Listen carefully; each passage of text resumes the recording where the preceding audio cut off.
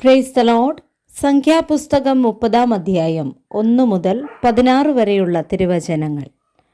മോശ ഇസ്രായേൽ മക്കളുടെ ഗോത്രപ്രധാനികളോട് പറഞ്ഞത്, യഹോവ കൽപ്പിച്ചിരിക്കുന്ന കാര്യമെന്തെന്നാൽ, ആരെങ്കിലും യഹോവയ്ക്കൊരു നേർച്ച നേരുകയോ ഒരു പരിവർജന വ്രതം ദീക്ഷിപ്പാൻ ശപഥം ചെയ്യുകയോ ചെയ്താൽ, അവൻ വാക്കിന് ഭംഗം വരുത്താതെ തൻ്റെ വായിൽ നിന്ന് പുറപ്പെട്ടതുപോലെയൊക്കെയും നിവർത്തിക്കണം.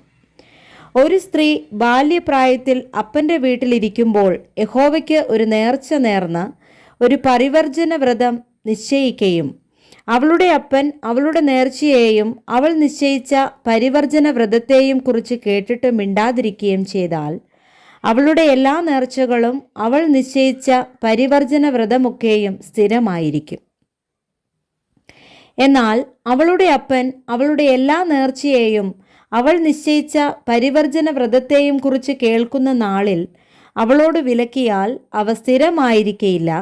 അവളുടെ അപ്പൻ അവളോട് വിലക്കുക കൊണ്ട് യഹോവ അവളോട് ക്ഷമിക്കും.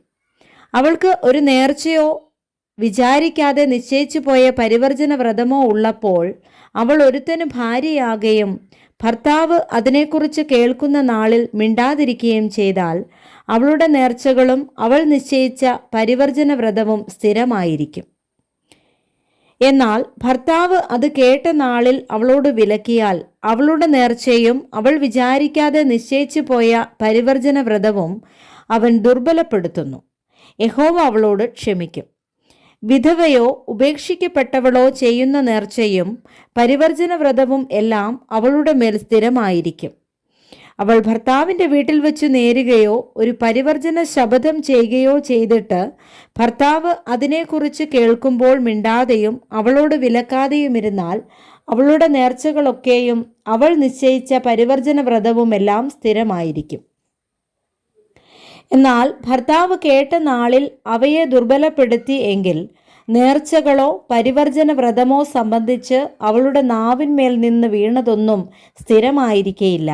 അവളുടെ ഭർത്താവ് അതിനെ ദുർബലപ്പെടുത്തിയിരിക്കുന്നു. യഹോവ അവളോട് ക്ഷമിക്കും.